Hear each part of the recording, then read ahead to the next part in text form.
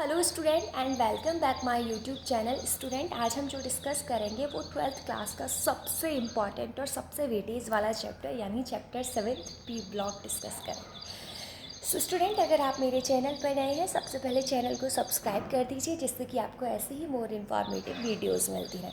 सो जो मैं P block है वो स्टार्ट करूँगी 16 ग्रुप एलिमेंट से, बिकॉज ऑफ लास्ट ईयर जो एनसीईआर सीबीएसई था उसमें 15 ग्रुप को बाहर कर दिया था सीबीएसई के सिलेबस से। तो अभी कोई इन्फॉर्मेशन नहीं है कि 15 ग्रुप सिलेबस में है भी या नहीं। इन्फॉर्मेशन तो है लेकिन कन्फर्म इन्फॉर्मेशन नहीं है।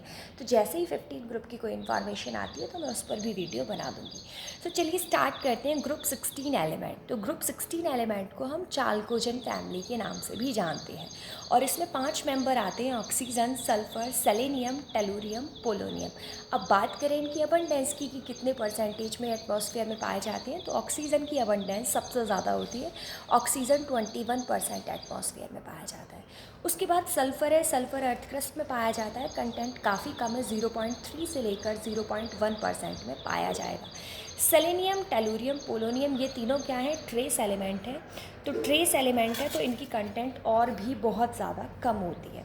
अब उसके बाद है जो ये सल्फ़र है। सल्फ़र क्या है? ओर की फॉर्म में पाया जाता है और इसके मेनली 5 रूल होते हैं: gypsum, epsom salt, galena, zinc blende और कॉपर पायराइट। इन सब के फॉर्मूलेस आप देख लीजिए। जिप्सम क्या है? CaSO4.2H2O, ये रहा इसमें सल्फर। एप्सम सॉल्ट क्या है? MgSO4.7H2O। गालेना क्या है? PbS और zinc blende ZnS। Copper pyrite CuFeS2। अब जो नेक्स्ट है वो है इनका इलेक्ट्रॉनिक कॉन्फ़िगरेशन क्या होता है। सो इनकी आउटर मोस्ट शेल में कितने इलेक्ट्रॉन होते हैं? 4। तो इनका इलेक्ट्रॉनिक कॉन्फ़िगरेशन क्या होगा? NS2 Np4, यानी लास्ट के जो दो वो हैं शेल उनमें क्या होंगे? S में तो 2 इलेक्ट्रॉन होंगे और P में कितने होंगे? 4। तो एक एग्जाम्पल के थ्रू इसे भी हम क्या करते हैं? क्लियर कर लेते हैं। मैंने सल्फ़र यानी 16 सल्फ़र एग्जाम्पल लिया है। सो इसका इलेक्ट्रॉनिक कॉन्फ़िगरेशन ये है। लास्ट में आप देख रहे हैं 3s2 3p4, यानी हमने क्या देखा था? NS2 Np4, यानी इसके S में कितनी है? 2 और P में क्या है? 4।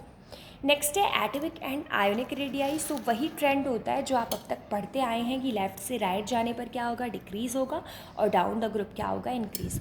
ऑक्सीजन क्योंकि यहाँ पर सबसे ऊपर पाया जाता है तो ऊपर वाले का साइज क्या होना चाहिए? कम, लेकिन ऑक्सीजन का साइज बहुत कम होता है तो ये थोड़ा सा एक्सेप्शन है।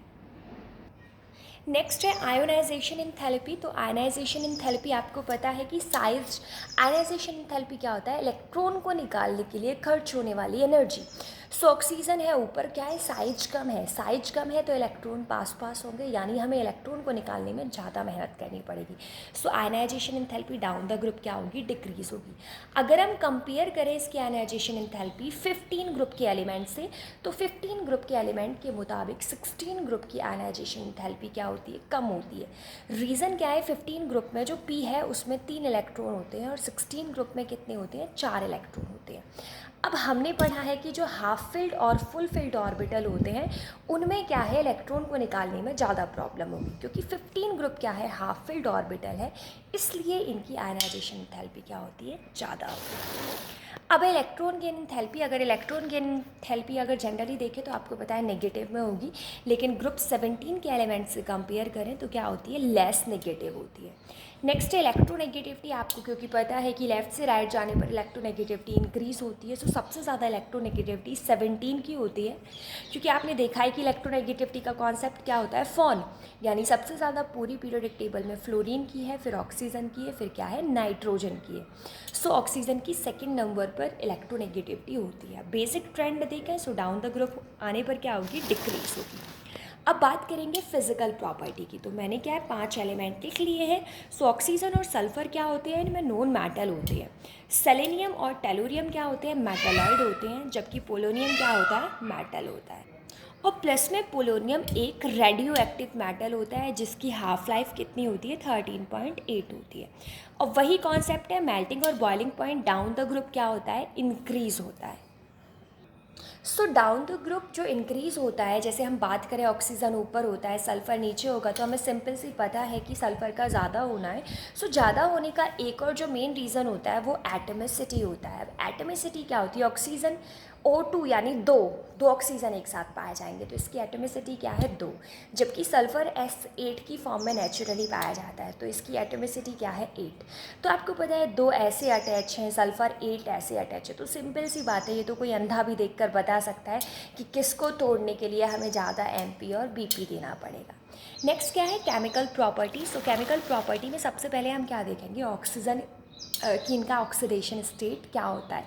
So oxidation state mainly 2 type का होता है, group oxidation state and other oxidation state. So इसका ग्रुप ऑक्सीडेशन स्टेट 16 ग्रुप का क्या होता है? -2 और अदर की फॉर्म में क्या मिलता है? +2 +4 और +6। सो जैसे कि हम जो ग्रुप ऑक्सीडेशन होता है और अदर ऑक्सीडेशन स्टेट होता है, तो जो ऊपर वाले एलिमेंट है जैसे ऑक्सीजन और सल्फ़र, तो इनका कौन सा पाया जाएगा? Group oxidation state. जबकि नीचे वालों का कौन सा पाया जाएगा? Other oxidation state. सो ऊपर वालों का क्या है? ग्रुप ऑक्सीडेशन स्टेट है और नीचे वालों का क्या होता है? अदर ऑक्सीडेशन स्टेट है। सो अगर हम नीचे आएँ, क्योंकि ऊपर वालों का ग्रुप होता है तो नीचे आएंगे तो इनका ग्रुप ऑक्सीडेशन स्टेट, मतलब ऊपर वाले -2 अच्छे से ऑक्सीडेशन स्टेट शो करेंगे, नीचे वाले उतना अच्छे से शो नहीं करेंगे। जबकि नीचे वाले +2 +4 और +6 ये अच्छे से शो करेंगे, ये ऑक्सीजन और सल्फ़र शो नहीं करेंगे। जबकि OF2 है वो +2 फॉर्म में पाया जाता है, क्योंकि +2 अदर ऑक्सीडेशन स्टेट है, फिर भी OF2 की फॉर्म में ऑक्सीजन पाया जाता है। सो आपको याद रखना है, ऑक्सीजन और सल्फ़र क्या शो करते हैं? ग्रुप ऑक्सीडेशन स्टेट, जबकि सेलेनियम, टेलुरियम और पोलोनियम क्या शो करते हैं? Other oxidation state. अब इसके बाद जो हम देखेंगे वो है anomalous behaviour of oxygen. Anomalous में क्या होता है? जो ऊपर वाला एलिमेंट है यानी ऑक्सीजन, सल्फर, सेलेनियम, टेलुरियम और पोलोनियम में जो सबसे ऊपर होता है, मतलब ऑक्सीजन है, वो सबसे अलग बिहेवियर शो करता है, मतलब कुछ प्रॉपर्टी उसकी सबसे अलग होती है। अब अलग प्रॉपर्टी कौन कौन सी होती हैं? जो सबसे पहली प्रॉपर्टी है कि इनका साइज कैसा होता है? काफ़ी स्मॉल होता है और इनकी इलेक्ट्रोनेगेटिविटी क्या होती है? ऑक्सीजन की बहुत ज़्यादा होती है, और मतलब और मेंबर के मुताबिक। जैसे FON में देखें तो आपको पता है इलेक्ट्रोनेगेटिविटी फ्लोरीन के बाद ऑक्सीजन की ही पीरियोडिक टेबल में सबसे ज़्यादा होती है।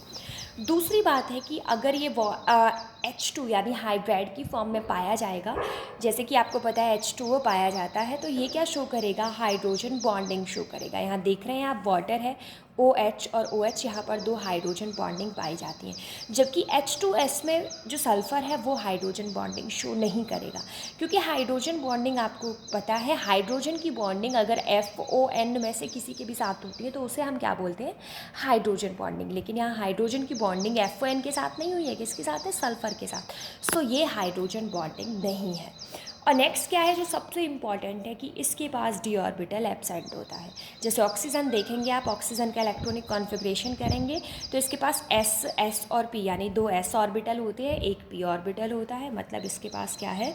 d ऑर्बिटल नहीं होता है। नेक्स्ट बात करेंगे हम रिएक्टिविटी विद हाइड्रोजन, तो उसका जो फार्मूला होगा वो H2E होगा और E की जगह क्या होगा? OSSETEPO। अब जो मेन है रिएक्टिविटी विद हाइड्रोजन, बहुत सारे कॉन्सेप्ट दे रखे हैं, लेकिन मैंने मेन और जिनसे क्वेश्चन पूछे जाते हैं वो लिखे हैं। एसिडिक करेक्टर है तो मैंने H2E यानी E की जगह क्या किया है? 16 ग्रुप के सारे एलिमेंट लिख कर देख लिए। H2E की जगह एक बार O लिख दिया, S लिख दिया है, CTEPO। अब इनका एसिडिक करेक्टर देखें तो acidic character down the group क्या होता है? इनका डिक्रीज़ होता है। ठीक है, उसके बाद क्या है? थर्मल स्टेबिलिटी है, मतलब टेम्परेचर देने पर स्टेबल होंगे या नहीं।